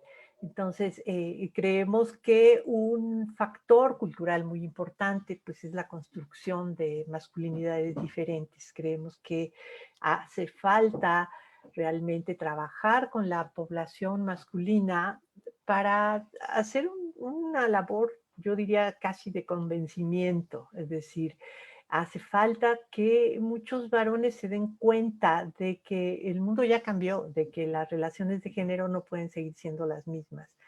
Y hace falta, pues, establecer nuevas reglas de convivencia. Yo creo que esta es una parte en la que, en efecto, los movimientos estudiantiles están teniendo un papel importantísimo, pero que no puede quedarse solamente en la fase punitiva, en la fase de la persecución de quienes cometen las infracciones. En primer lugar, pues hace falta establecer de manera mucho más clara, no sé si en las legislaciones, en los códigos éticos, en las formas de la interacción más inmediata, que en efecto hay conductas que ya se consideran infractoras, que son conductas que no son aceptables, y hace falta que las enunciemos de manera mucho más clara. Hace falta además entender por qué se han vuelto mucho menos aceptables. Digamos, yo me referiría al debate acerca del famoso piropo, ¿no? O sea, ¿por qué hay un problema con el piropo? Bueno, pues no es fácilmente explicable. Hay que explicarlo desde el punto de vista de cómo han cambiado las costumbres entre las personas y de qué forma ahora las mujeres, muchas mujeres, pues no van a aceptar ni siquiera un piropo pensado como ese halago que se hace pues a la presencia de una mujer, por razones muy específicas. Y esto tiene que ser discutido públicamente y esto tiene que salir a la luz en discusiones con los hombres. Y los hombres tienen que reeducarse, tienen que reaprender las reglas de la convivencia y sobre todo tienen que aprender que están ante personas con la misma dignidad que ellos, que no pueden situarse ya en un escalón por encima, que no pueden seguir defendiendo la supremacía varonil como un valor fundamental de las relaciones humanas, sino que tienen que bajarse de su escaloncito y ponerse a la misma altura que las mujeres y vivir pues, en un mundo igualitario. Va a ser difícil, es decir, tenemos que convencer a los hombres de que renuncien a sus privilegios. Y esto es muy complicado, obviamente, ¿no? Desde luego hay resistencias, y hay resistencias culturales que están profundamente arraigadas en las formas de las relaciones de género. O sea, las relaciones de género son eso precisamente, relaciones de poder que producen privilegios, que producen diferencias y que producen ventajas para las personas que se sitúan en posición de supremacía.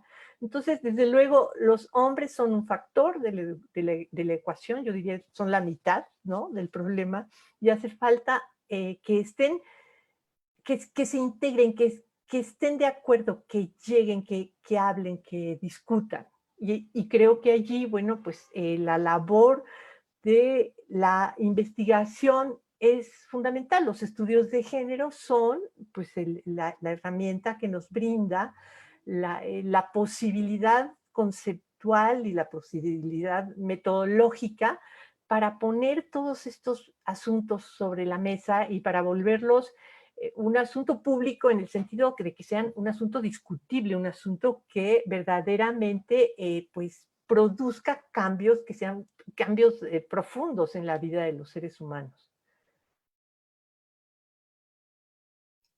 Gracias, doctora Hortensia. No sé si la doctora Ana iba a comentar algo respecto a este punto. Sí, gracias, Alejandra. Efectivamente, la transformación de las relaciones de género no se puede producir si en este proceso no se incorporan los hombres, ¿no? Desde distintos lugares, además, ¿no? Y si no trabajamos seriamente el tema de las masculinidades, ¿no? Porque como dice Rita Segato, hay una serie de mandatos de la masculinidad hegemónica, ¿no?, que tienen que ver con esto que comentaba Hortensia sobre la sensación de superioridad de los hombres, de su fuerza, de su agresividad, de su violencia. Son todos componentes de esta masculinidad hegemónica que hay que ir transformando culturalmente y desde mi punto de vista también en la configuración de las identidades de género, ¿no? Pensemos que las transformaciones que requiere el mundo en temas de género están ancladas en lo cultural, en lo social, en lo estructural, en las instituciones, en las organizaciones, pero también en lo individual, también en las subjetividades, ¿no? Cómo se conforman o cómo se configuran las identidades de género en niñas y en niños también es un elemento fundamental para ir transformando estas relaciones jerárquicas y de subordinación que hay entre mujeres y hombres. Y para el CIEC, sin duda es un tema fundamental, tan fundamental que tenemos una línea de investigación sobre masculinidades. Tenemos a un investigador en esa línea de investigación trabajando además las masculinidades universitarias, ¿no? Porque nos interesa incidir de manera directa en la vida de las comunidades universitarias y sobre todo de la UNAM. Entonces, sin duda, yo coincido con que el tema de las masculinidades debe ser central también, como muchos otros, porque los estudios de género son un campo muy amplio que abordan muchas temáticas desde distintas disciplinas además, pero las masculinidades sin duda son un tema muy importante para continuar este proceso de transformación cultural. Muchas gracias, doctora Ana. Rubén. Y algo muy breve. Sobre el tema de las violencias de menor intensidad, quizás solamente hacer una pequeña reflexión. En la literatura anglo hay un concepto que es el concepto de continuum de violencia, y creo que a veces es muy importante tomar en cuenta que estas violencias que, digamos, en nuestras estadísticas aparecen como disociadas, en la práctica, en la vida cotidiana, no necesariamente están desconectadas, incluso pueden ser sucesivas una tras otra y formar parte de la cotidianidad. Entonces, tratamos de tener mucho cuidado a la hora de interpretar estas violencias, como también ya lo mencionaba Araceli, no solo porque no sabemos exactamente su contenido, sino también porque en sus sociodinámicas, la verdad es que hay un nivel de complejidad muy grande. O sea, una mujer, un cuerpo feminizado puede salir a la calle y recibir estas violencias que tomamos como de menor intensidad, incluso en la universidad, una hora, otra hora, otra hora, otra hora, durante un mismo día. Entonces, el concepto de continuum nos hace ver que eso, digamos, tomadas como violencias aisladas, pues se ven como menores, pero tomadas como parte de un proceso de vida y un proceso de estar en la sociedad, pierden esa menor gravedad y se vuelven bastante importantes. Y también comentar que la idea de continuum ayuda mucho también a perder la idea de que todas las violencias se van gradando hasta convertirse en la peor de las violencias, porque hay muchas posibilidades. Hay violencias graves que ocurren sin avisar, hay otras que se quedan a ese nivel y hay otras que se van hilando. Entonces creo que el desafío analítico es entender que no hay una sola forma de derivación de las violencias y que tenemos que entender todas sus posibilidades. Y respecto al tema del trabajo con hombres, solamente decirles que en la UNAM, desde la Coordinación para la Igualdad de Género, ya creamos un programa integral de trabajo con hombres para toda la universidad, para los 3 sectores. Ya estamos en fase de un diseño de modelo de intervención con enfoque comunitario para los hombres.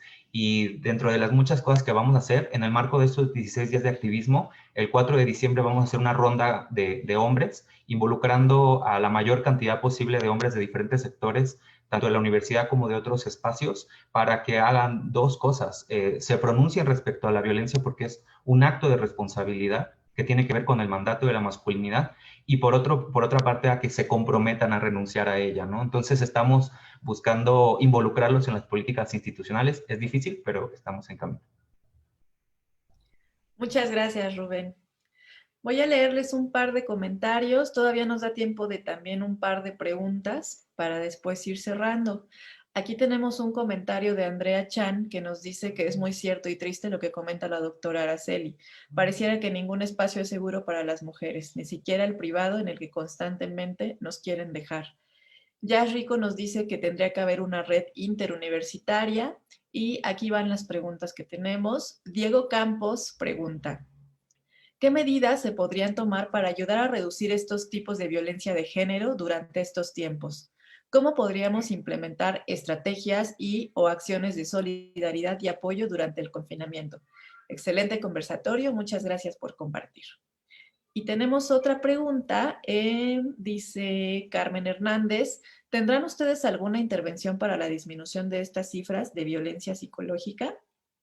Cecilia Fumarola pregunta: ¿hay alguna sistematización de violencia de género sobre estudiante, mujer, discapacidad y violencia de género? ¿Quién quiere empezar? Edith, te escuchamos. Gracias. Yo contestaría la pregunta de Cecilia en cuanto a la sistematización de violencias de género sobre estudiante, mujer, discapacidad. Pues no tenemos información sobre pues este cruce con discapacidad. Por lo menos en este ejercicio de la encuesta 2019, únicamente la representatividad es por mujer y por hombre y por población y subpoblación, pero no analizamos alguna variable sobre discapacidad. Gracias. Gracias, Edith. Rubén, te escuchamos. Sí, muy breve. A mí me parece que una de las formas más importantes para prevenir en los contextos universitarios, aunque parezca como contrario, es atender los casos de violencia, porque en un mundo impune, en un mundo cuando ocurre violencia y eso no tiene ninguna consecuencia, pues se crean condiciones de confianza para que sigan ocurriendo las violencias. Hay un documental muy importante que se hizo en Estados Unidos sobre violación sexual en las universidades, que se llama The Hunting Ground, y a mí me impactó mucho que uno de los datos que presentaban es el número de violaciones sexuales o agresiones sexuales que habían cometido los agresores sexuales. O sea, en el historial de agresiones sexuales, los hombres procesados o sancionados tenían más de una agresión sexual, o sea, entre pocos hombres agresores habían cometido muchas violencias, ¿no? Y creo que justo la atención debe de ser uno de los ejes fundamentales de cualquier espacio institucional, incluidas las universidades, para prevenir la violencia. Y por otro lado, pues sí hay que trabajar fuertemente con los sectores universitarios a través de procesos de sensibilización y de capacitación que hemos venido realizando. Quizás lo que nos ha faltado fortalecer es el enfoque comunitario. A veces pensamos a los procesos de igualdad de género como asuntos de transformación individual, como que cada persona tiene que ver cómo le hace para lograrlo, lo cual, digamos, es una dimensión importante, pero se nos olvida reforzar el enfoque de comunidad, el enfoque del amor a la comunidad y del autocuidado a la comunidad. Entonces, lo que ahora estamos tratando de probar, a ver qué tanto nos funciona, es repensar la idea de la violencia de género no como un fenómeno de desigualdad entre particulares, sino como un proceso estructural, que las comunidades tengan conciencia de eso y que se involucren participativamente en esa resolución de desigualdades, involucrando también el replanteamiento de los mandatos a las mujeres de la feminidad y a los hombres de la masculinidad, para enfocar en las mujeres el tema del autocuidado y la reducción de riesgos, y en el caso de los hombres, el tema de la toma de responsabilidad de sus violencias, la renuncia a los privilegios y la responsabilización frente a sus violencias, ¿no? Entonces creo que implica un trabajo de transformación subjetiva muy fuerte, y pues por eso nos hemos tardado tanto, pero esperemos que ya no siga ocurriendo. Rubén, muchas gracias. Antes de que participe alguien más, te preguntan si podrías repetir el nombre del documental. Sí, The Hunting Ground, como el terreno de cacería. Ok, ahorita lo posteamos también en las redes sociales. Muchas gracias. Le damos la palabra a la doctora Ana Buquet. Sí, yo para referirme a la pregunta sobre qué medidas se pueden tomar para reducir el fenómeno de violencia en pandemia, yo creo que la violencia contra las mujeres en todos los espacios, ¿no? Porque hablamos por un lado del espacio universitario, pero por otro lado de los hogares, ¿no? Pero la violencia contra las mujeres ocurre en todos los ámbitos sociales. Yo pienso que el gobierno de México tendría que entender que este es un fenómeno que hay que combatirlo con herramientas específicas para la violencia de género, que no es un fenómeno que se va a acabar eh, al disminuir la violencia generalizada en el país o al disminuir la pobreza. Es un fenómeno específico. La desigualdad de género hay que entenderla como una corriente que, a pesar de que interactúa con otras formas de desigualdad social, se produce a sí misma a través del orden de género o a través del patriarcado o de la dominación masculina. Lo podemos llamar de diferentes maneras dependiendo de en qué posición teórica y conceptual nos ubiquemos. Pero el gobierno de México, desde mi punto de vista, no está asumiendo la violencia contra las mujeres y las desigualdades de género como un fenómeno específico que hay que atender de manera específica. Y yo creo que así como se ha hecho un despliegue impresionante frente a la pandemia de COVID, eh, desde la Secretaría de Salud, con una conferencia de prensa cotidiana que habla todos los días de las cifras, de cómo aumentan, de cómo disminuyen, de cómo se estabilizan, de todas las medidas que se deben de tomar a nivel individual y a nivel colectivo para contener esta pandemia. Creo que de la misma manera el gobierno de México debería de hablar de la violencia de género, debería de tener un sistema integral de sistematización, de recolección y de sistematización de datos, porque hay una cantidad de datos dispersos en distintas instituciones y no tenemos realmente la información precisa. Y tendría que haber una campaña de carácter permanente, cotidiano, en este momento en particular, pero también de manera permanente, pero en este momento en particular, frente a la pandemia y al incremento de la violencia, así como salen todos los días a hablar de la pandemia, así debería de salir el gobierno mexicano todos los días a hablar de la violencia de género y de las medidas para erradicarla y de una campaña muy fuerte en contra de estos actos y de estos comportamientos adentro de los hogares. Muchas gracias, doctora Ana Buquet. No sé si alguien más quiera cerrar con esta parte de las preguntas. Por cuestiones de tiempo, en este momento quedan cerradas las preguntas y los comentarios. Les agradecemos mucho a las personas que nos han acompañado durante todo el conversatorio.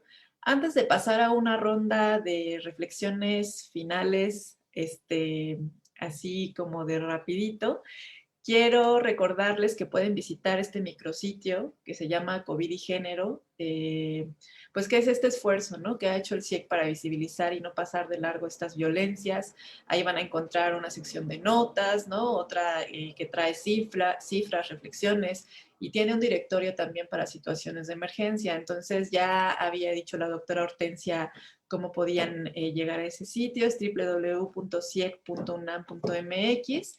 Ahí en nuestro carrusel vienen nuestros banners principales y ahí hay uno que dice COVID y Género.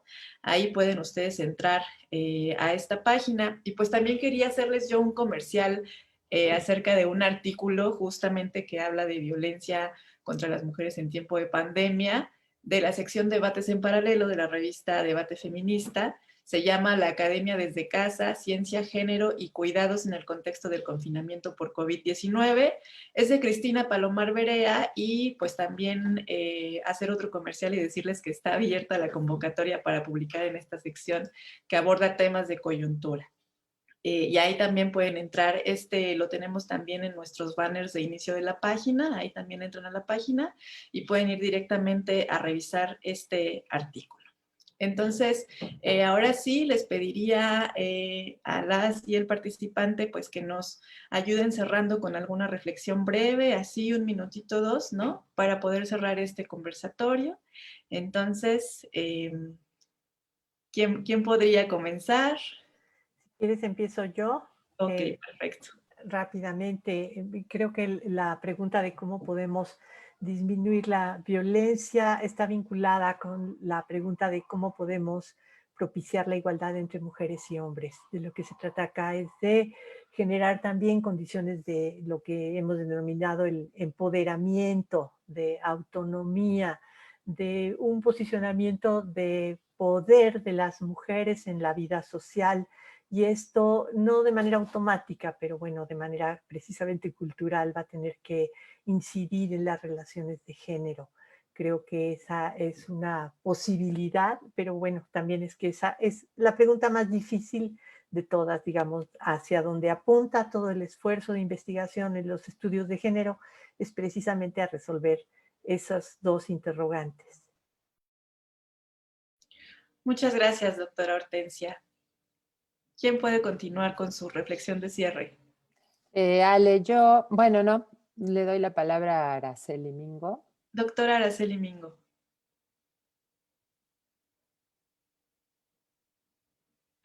Tu micrófono está... El micrófono. Listo.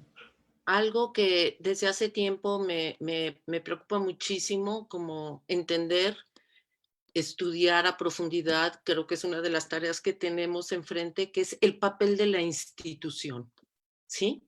¿De qué manera la institución, o sea, sabemos cómo ha colaborado, o no lo sé, no estoy tan clara, pero el papel de la institución, ¿sí? Tomar a la institución como esa envoltura, ¿no? Esa envoltura en donde ocurren todos estos comportamientos, ¿sí? ¿Y cuál es el papel? ¿De qué manera la institución colabora cotidianamente a que este tipo de comportamientos que queremos erradicar se sostengan? ¿sí? Tenemos que entender eso, porque si no es muy poco lo que podemos realmente hacer a nivel institucional. Podemos, por ejemplo, como lograron las jóvenes feministas de la Facultad de Filosofía y Letras con su movimiento maravilloso, empujar cambios en la legislación, etcétera, etcétera, lo cual es muy importante, pero es insuficiente. Y yo creo que de ahí se desprende para mí una necesidad, es entendamos a la institución y el papel que está cumpliendo la institución en el sostenimiento y en la promoción, que es todavía peor, de estos comportamientos. Creo que es una tarea pendiente y urgente. Eso es lo que yo tendría que agregar. Ok, muchas gracias, doctora Araceli. Rubén, ¿podrías compartirnos una reflexión para cerrar? Sí, con mucho gusto, Alejandra, y brevemente, pues solo decirles, compartirles que la UNAM está organizando más de 150 actividades en el marco del 25 de noviembre y los 16 días de activismo. Esta es una de las más importantes, pero también les invitamos a que si tienen posibilidades participen en las demás. Si quieren ver la cartera de actividades, pueden encontrarlo en La Boletina, que es una publicación de la Coordinación para la Igualdad de Género. La encuentran como Igualdad UNAM y pues nada, yo solo quería compartir eso y ha sido un gusto estar con ustedes. Gracias, Rubén. Ha sido nuestro el gusto. Vamos a escuchar a la licenciada Edith con su reflexión de cierre. Muchas gracias, Alejandra. Bueno, pues desde mi punto de vista creo que es importante que se sigan generando información estadística que nos dé una visión de lo que está pasando dentro de la universidad, pero también en diferentes espacios.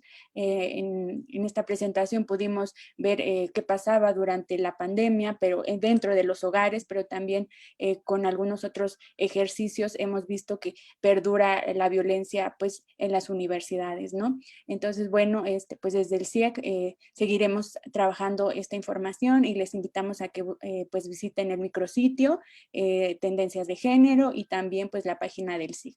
Muchas gracias. Gracias, licenciada Edith. Vamos a escuchar por último a la doctora Ana Buquet. Muchas gracias, Ale. Pues yo quiero aprovechar para dos cosas. Una para compartir pantalla y mostrar el micrositio. Me gustaría cerrar este evento con este esfuerzo colectivo del CIEC tan importante, que es el micrositio COVID-19 y género, para que ustedes lo conozcan. Aquí tienen la dirección. Ustedes pueden ver que este micrositio tiene notas, una enorme cantidad de notas, o sea, fíjense que vamos prácticamente al día con las notas que se publican sobre la violencia contra las mujeres en época de pandemia. Tiene también reflexiones, ¿no?, que ustedes pueden consultar.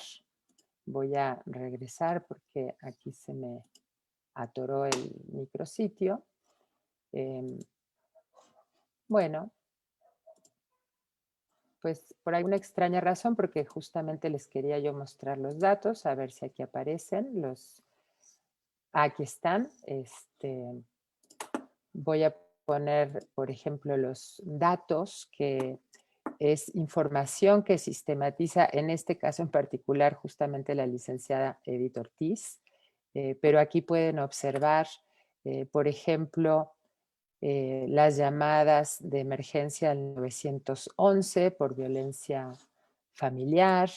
Pueden observar los datos de las denuncias que ya están en proceso, que reporta la Secretaría de Seguridad y Protección. Tienen también acceso a información, los directorios de todo el país, de a dónde se puede acudir. Les quería también mostrar las reflexiones, hay una gran cantidad de reflexiones sobre esto, reflexiones académicas hechas desde el CIEC, pero también desde otros lugares. Así que realmente creo que es un espacio virtual que nos permite informarnos sobre lo que está ocurriendo durante la pandemia con este tema de la violencia y tal vez cerrar. Yo estoy muy de acuerdo con lo que han planteado mis colegas y no quiero repetir, pero hay algo que a mí me parece muy importante y es que la violencia de género, la violencia contra las mujeres, es una manifestación más de la desigualdad de género, la más dura, la más terrible, la que atenta contra la integridad, contra la seguridad y contra la vida de las mujeres, pero es parte de un fenómeno más complejo que tiene que ver con el lugar que históricamente han ocupado las mujeres en la vida social y que tenemos que trabajar en las dos vertientes. Tenemos que trabajar en la prevención, atención, investigación, sanción y erradicación de la violencia de género, por un lado, y tenemos que trabajar de la mano para avanzar en condiciones de igualdad de género, porque mientras las mujeres no estemos en pie de igualdad frente a los hombres, van a seguir ocurriendo fenómenos de violencia, de discriminación y de exclusión y segregación de las mujeres. Gracias y bueno, sin duda quiero agradecer a mis colegas que participaron en esta mesa. Muchísimas gracias. A Ale Collado, que también es mi colega, pero que moderó la mesa. Muchas gracias, Ale. Y a todas y todos ustedes que nos han acompañado en este evento para conmemorar un día más el Día Internacional de la Eliminación para la Violencia contra las Mujeres. Muchas gracias. Gracias, gracias a quienes nos acompañaron, gracias a este excelente panel que nutrió el diálogo y nos dejaron con reflexiones importantes, ¿no? Sobre lo que se ha logrado a nivel institucional, sobre lo que se está haciendo, sobre lo que falta todavía por lograr, ¿no? En materia de esta lucha para la eliminación de las violencias contra niñas y mujeres. Y pues nada, recordarles que este video se va a quedar disponible en nuestra sección de videos del Facebook. Recordarles que hoy pues hay muchísimas actividades, ¿no? Aquí también en la página del CIEG vamos a estar compartiendo lo que académicas y académicos están haciendo y como ya bien nos mencionó Rubén, también desde la Coordinación de la Igualdad de Género se está compartiendo todo lo que se está haciendo este día en la UNAM y los 16 días consiguientes. Entonces, muchas gracias y hasta aquí cerramos el conversatorio.